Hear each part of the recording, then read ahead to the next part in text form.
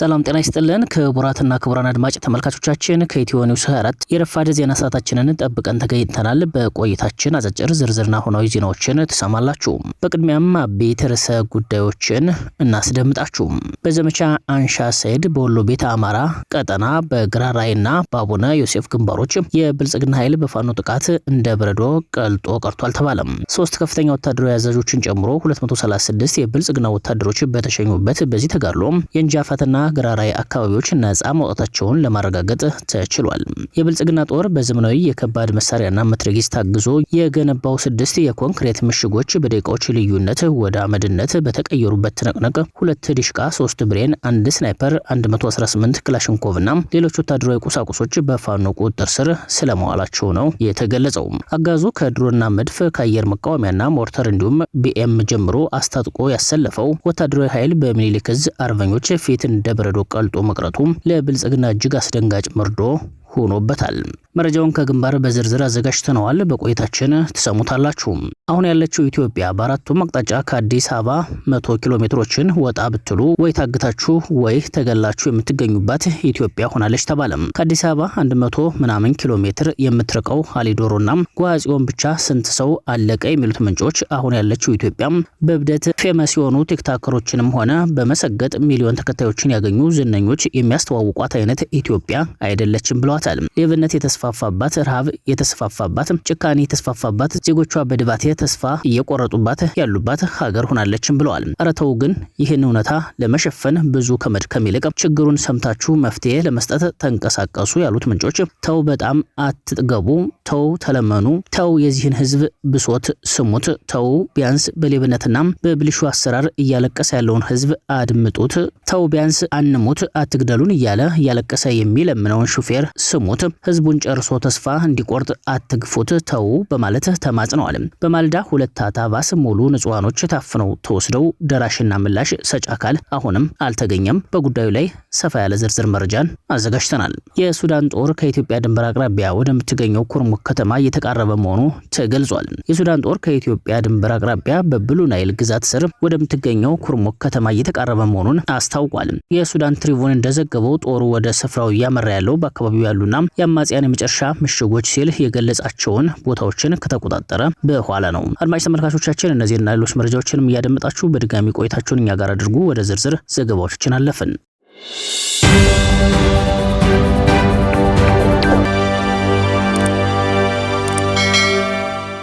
በዘመቻ አንሻ ሰይድ በወሎ ቤተ አማራ ቀጠና በግራራይና በአቡነ ዮሴፍ ግንባሮች የብልጽግና ኃይል በፋኖ ጥቃት እንደ በረዶ ቀልጦ ቀርቷል ተባለም። 3 ከፍተኛ ወታደራዊ አዛዦችን ጨምሮ 236 የብልጽግና ወታደሮች በተሸኙበት በዚህ ተጋድሎ የእንጃፋትና ግራራይ አካባቢዎች ነፃ ማውጣታቸውን ለማረጋገጥ ተችሏል። የብልጽግና ጦር በዘመናዊ የከባድ መሳሪያና መትረጊስ ታግዞ የገነባው 6 የኮንክሪት ምሽጎች በደቂቃዎች ልዩነት ወደ አመድነት በተቀየሩበት ትንቅንቅ 2 ዲሽቃ፣ 3 ብሬን፣ 1 ስናይፐር፣ 118 ክላሽንኮቭና ሌሎች ወታደራዊ ቁሳቁሶች በፋኖ ቁጥጥር ስር ውለዋል። አጋዙ ከድሮና መድፍ ከአየር መቃወሚያና ሞርተር እንዲሁም ቢኤም ጀምሮ አስታጥቆ ያሰለፈው ወታደራዊ ኃይል በሚኒሊክ ዕዝ አርበኞች ፊት እንደ በረዶ ቀልጦ መቅረቱ ለብልጽግና እጅግ አስደንጋጭ መርዶ ሆኖበታል። በወሎ ቀጠና ዘመቻ አንሻ ሰይድ እየተደረገ ሲሆን የ303ኛ ግዙፉ አሳምነው ኮር በ2 የአውደ ውጊያ ግንባር ተጋድሎዎች በብልጽግና ኃይል ላይ ድልን ተቀዳጅተዋል። የአማራ ፋኖ ብሔራዊ ንቅናቄ ወሎ ቤተ አማራ ሚኒሊክ ዕዝ 303ኛ ግዙፉ አሳምነው ኮር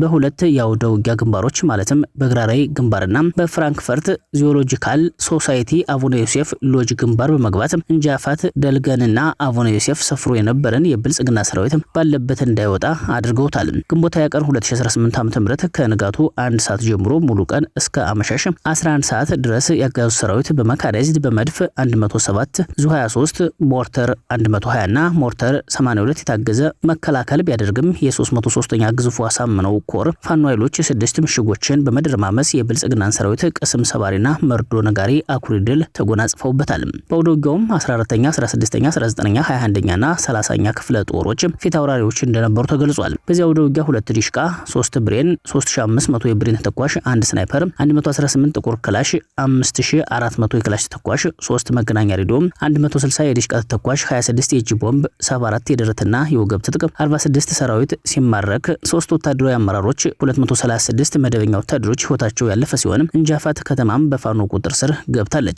በሌላ በኩል በምዕራብ ወሎ ቀጠና ገነቴ ዙሪያ 11 መኪና ሙሉ በሙሉ የብልጽግና ሰራዊት በምኒልክ ዕዝ 105ኛ ኮር በደረሰበት ጥቃት በርካታ ኃይል ሲወድቅ ቀሪውም ምርኮኛ ሆኗል። ዘመቻ አንሻ ሳይድ ጀምረነዋል፣ ተጠናክሮ ይቀጥላል ሲል የቀጠናው ፋኖ በይፋ አስታውቋል። እንዲህ በከባድ ምት ሰራዊቱን እያስጨረሱ ያሉት የብልጽግና ወታደራዊ መሪዎች እየተጨነቁ ጭምር ባሉበት ሰዓት መሪ ወዳጁ የሚመራው ኃይል እንደ ቅጠል ረግፏል ሲል መከላከያ ሰራዊት ያወጣው መረጃ በራሱ በብልጽግናው ሰዎች ዘንድም ተቀባይነት አለማግኘቱ ተገልጿል። ሰራዊቱ እያለቀ በህዝብ አይን እየታየ አሁንም በፕሮፓጋንዳ ብቻ ጉዞን ማሰብ ተጨማሪ እልቂትን ማምጣት ነው በሚል በአገዛዙ ወታደራዊ አዛዦች በኩል የተከፋፈለ ክርክር ተነስቷል።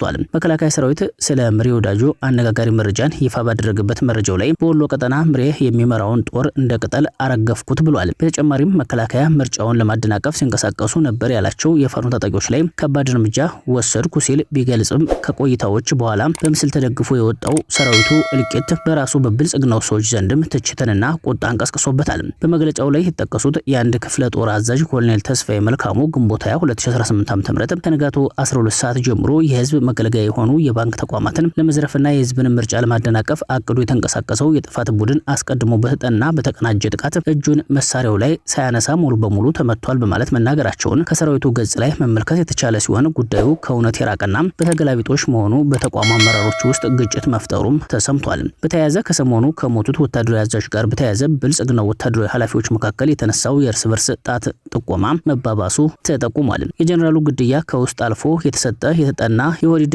አሻጥራዊ ጥቆማ ሰጭነት የተፈጸመ የውስጥ ግጭት ውጤት ነው መባሉ በጦር አመራሮች መካከል ክፍፍል መፍጠሩና ክፍፍሉ መባባሱ ነው የተረጋገጠው። አድማጭ ተመልካቾቻችን በሌላኛው ግንባር መረጃችን ስንቀጥል አማራ ፋኖ ብሔራዊ ንቅናቄ ቴዎድሮስ 105ኛ ኮር 44ኛ ክፍለ ጦር ብልጽግናን እያስጨነቀ ይገኛል። በጎጃም ከቴሌሌልና ሰከላ አንጉት ከተማ በድሮን እገዛ የተንቀሳቀሰው ዙፋን ጠባቂ ሰራዊት ሬሽን ለመቀባበል ሲሞክር ሙሉ ቀን ከበባ ውስጥ ገብቶ ሲጨነቅ ውሏል ሲባል አምቢሲ የተባለ ቦታ ላይ በደፈጣ ጥቃት ተፈጽሞበታል። ለደቂቃዎች በቆየው ጥቃት 4 ኃይሎች ሙትና 2 ኃይሎች ደግሞ ቆስለኛ ሆነዋል። በሌላ በኩል ከአንጉት የተነሳው የብልጽግና ኃይል ደረዋ በተባለ ቀጠና በተከበበበት ሰዓት በተፈጠረ ድንጋጤ እርስ በርስ በከፈተው ተኩስ 2 አባላቶች ህይወታቸው አልፏልም ነው የተባለው። በአጠቃላይ የገረሳት የሆነውን የ44ኛ ክፍለ ጦር ቀጠናን ለመድፈር የድሮን እገዛ የተጠቀመው ብልጽግና ዛሬ ለ3ኛ ጊዜ ቢሆንም ከሞት መዳን አልተቻለውም ብለውታል የመረጃ ምንጮችም።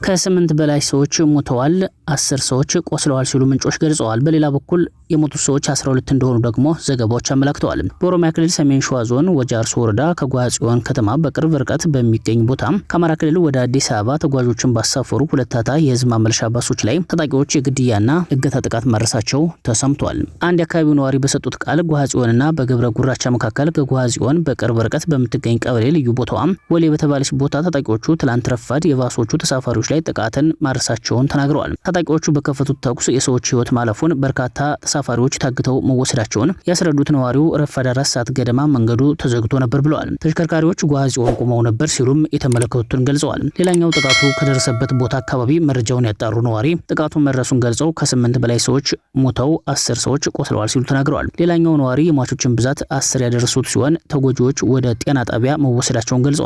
የሹፌሮች አንደበት የሚል ገጽ እንደዘገበው ደግሞ 12 ተሳፋሪዎች ሞተዋል። በገብረ ጉራቻና ጓጽዮን መካከል 2 አውቶቡስ ሙሉ ተሳፋሪዎች ታግተው ተወስደዋል ብሏል። 12 ተሳፋሪዎች ሞተዋል ያለው ዘገባው በኦሮሚያ ክልል ገብረ ጉራቻና ጓጽዮን መካከል ትላንት ማልዳ ላይ 2 ታታ የህዝብ ማመላለሻ አውቶቡስ ሙሉ ተሳፋሪ ታፍኖ መወሰዱን ነው የገለጸው። 12 ተሳፋሪዎች መኪና ውስጥ እያሉ በተኮሰባቸው ጥይት ህይወታቸውን አጥተዋል። የታጠቁ ኃይሎች መኪናው ላይ ተኩስ በመክፈት ውስጥ የተቀመጡት በጥይት በመመታታቸው ህይወታቸው ያለፈ ሲሆን ቀሪዎቹ ታፍነው መወሰዳቸውን ገልጸዋል። ይህ መንገድ ክፍል ከሳምንት በፊት አንድ አውቶቡስ ሙሉ ሰው ተወስዶ ዝምታ ይብቃ ፍትህ ስንል የነበረ ሲሆን ይኸው ሳምንት ሳይሞላው 2 አውቶቡስ ሙሉ ተሳፋሪዎች ታግተው ተወስደዋል። ሰሚና ምላሽ ሰጭ ኃይል ግን አልተገኘም ሲሉ መረጃ ምንጮች ጨምረዋል። በዚህ ቦታ በተደጋጋሚ እገታ፣ ግድያ የሚፈጸምበት ሲሆን ይሁንና የሚመለከተው የመንግስት አካልም ምንም እልባት ባለመስጠቱ በተለየ መልኩ ከአማራ ክልል የሚገባና የሚወጡ ተሳፋሪዎች ላይ በየዕለቱ ግፍ እየተፈጸመ አሁንም እንደቀጠለ ነው።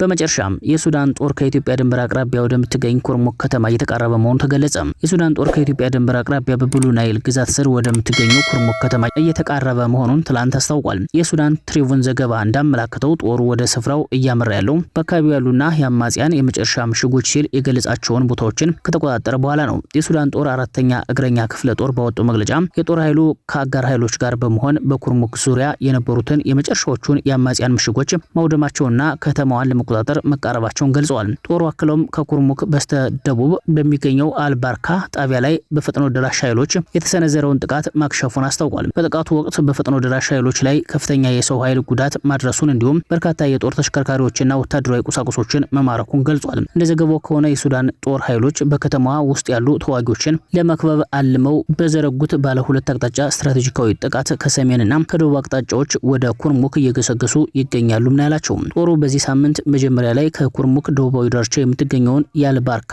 አካባቢን መልሶ መቆጣጠሩን አስታውቆ እንደነበረም አይዘነጋም። አድማጭ ተመልካቾቻችን ለሰዓቱ የተዘጋጁት መረጃዎች እነዚህ ነበሩ። አብራችሁን ስለቆያችሁ ላቅ ያለ ምስጋና አለን። በያላችሁበት ሰናይ ጊዜ ይሁንላችሁ። በሰላም ዋሉ። ጤና ይስጥልን።